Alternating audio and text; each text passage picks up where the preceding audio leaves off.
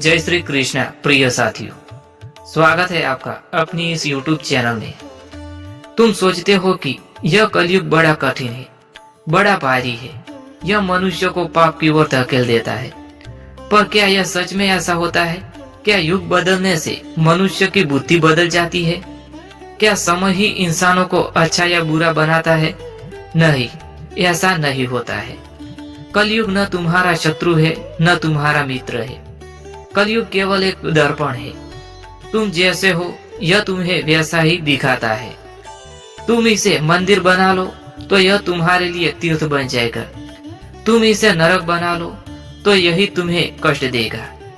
जैसे कोई अपना घर बनाता है, अगर तुम अपने घर को साफ सुथरा रखते हो, उसमें दीपक जलाते हो, भक्ति का गान करते हो, तो घर मंदिर जैसा लगता है।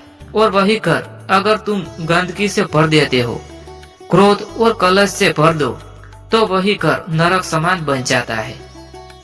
घर तो वही है, दीवारें वही है, छत वही है, लेकिन वातावरण तुम्हारे कर्म और विचार से बदलता है।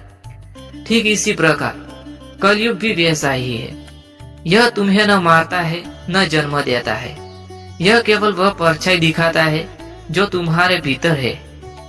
अब सुनो एक गहरी बात।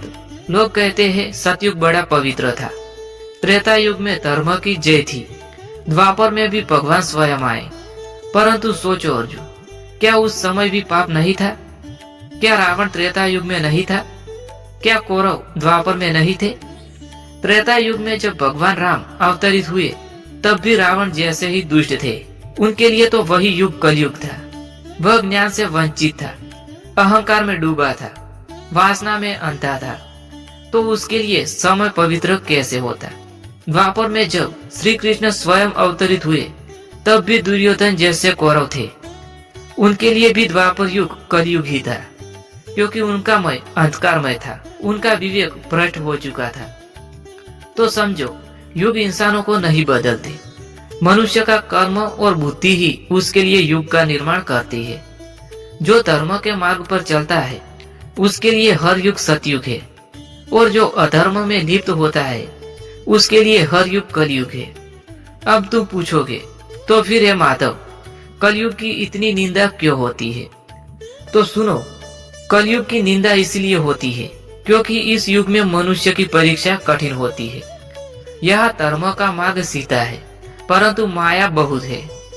लालच, वासना, ईर्ष्या और मोह, यह सब तेजी से मनुष्य को खींचते हैं। पर याद रखो, जहाँ अंधेरा गाढ़ा होता है वहाँ दीपक की लो उतनी ही तेज चमकती है।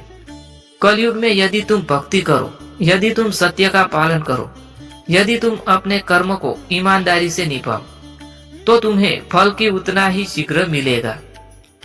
सतयुग में तपस्या के लिए हजारों वर्ष लगते थे, पर कलयुग में एक पल का सच्चा नाम स्मरण भी हजारों वर्ष की तपस्या के समान फल देता है। मैं तुमसे कहता हूँ प्रिय साथियों, मत डरना कलयुग से। डरना केवल अपने बुरे विचारों और गलत कर्मों से, क्योंकि कलयुग तुम्हें वही लौटाता है जो तुम उसे देते हो। यदि तुम प्रेम दोगे तो तुम्हें प्रेम मिलेगा। यदि तुम विश्वास रखोगे तुम्हें सहारा मिलेगा। यदि तुम सेवा करोगे तुम्हें आशीर्वाद मिलेगा। यदि तुम छल करोगे तुम्हें छल मिलेगा। यदि तुम लोभ करोगे तो तुम्हें पीड़ा मिलेगी। यदि तुम अधर्म करोगे तुम्हें वही अधर्म निकल जाएगा। हे साथियों, कभी यह मत सोचना कि भगवान तुम्हें छोड़ देंगे। भगवान सदा तुम्हारे साथ है। बस अंतर यही है कि तुम अपने मन से उनका हाथ छोड़ देते हो। तुम सोचते हो कि कष्ट आ गया है, प्रभु कहाँ गए? पर सच तो यही है कि प्रभु वही खड़े हैं। बस तुम उनकी ओर देखने के बजाय अंधकार में भटक रहे हो। अब सोचो, अगर कलयुग इतना बुरा है तो फिर क्यों इतने लोग भक्ति में लीन हो रहे हैं? क्यों इतने लोग सत्संग कर रहे हैं? क्यों हर गांव, हर नगर, मंदिरों में घंटियां बज रही है?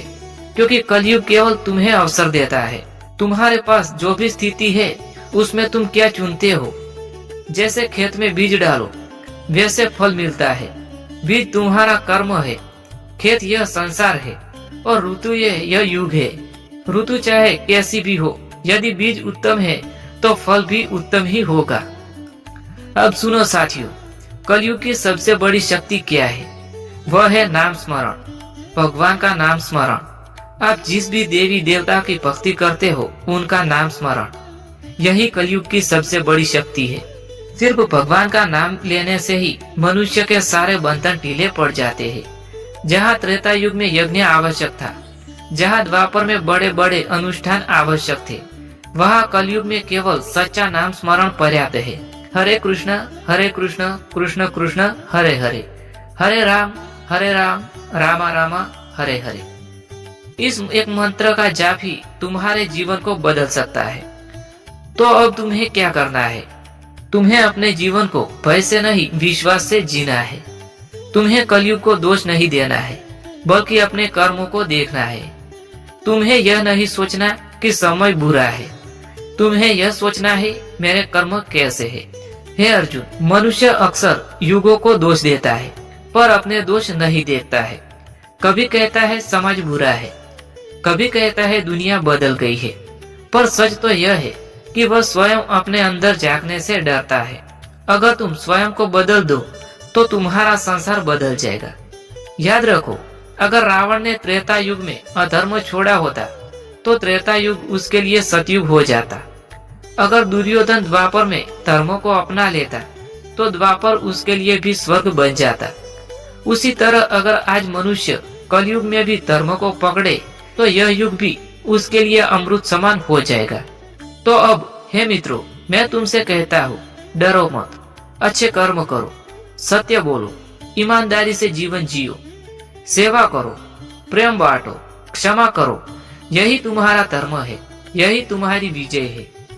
कलयुग तुम्हारा शत्रु नहीं है, बल्कि तुम्हारी परीक्षा की भूमि है। और जो इस भूमि पर खरा उतरता है उससे स्वयं भगवान का आश्रय मिलता है।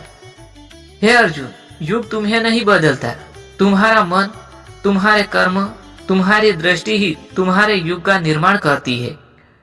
यदि तुम्हारी दृष्टि में प्रेम है तो हर युग प्रेममय हो जाता है। यदि तुम्हारे कर्म धर्ममय है तो हर युग सतयुग है। और यदि तुम्हारे विचार पवित्र है तो हर युग मंदिर है। तो याद रखो, युग नहीं बदलते, मनुष्य बदलता है। और जब मनुष्य बदलता है तो उसका संसार बदल जाता है। इसलिए मेरे मित्र, कभी निराश मत होना, कभी भयभीत मत होना, क्योंकि भगवान हमेशा तुम्हारे साथ है। बस अपने कर्मों को पवित्र रखो, अपना मन शांत रखो और अपना विश्वास दृढ़ रखो। यही है जीवन का रहस्य, यही है कलयुग का संदेश और यही है तुम्हारी विजय। दोस्तों, इसी के साथ यह ज्ञानवर्धक वीडियो यहाँ समाप्त होता है। मैं उम्मीद करता हूँ कि आपको पसंद आया होगा। अगर पसंद आया हो तो वीडियो को लाइक करें, शेयर करें और चैनल को सब्सक्राइब करना ना भूलें। मिलते हैं किसी और प्रेरणादायक वीडियो के साथ। तब तक के लिए जय श्री कृष्णा, जय श्री सती माँ, जय श्री महाकाली माँ।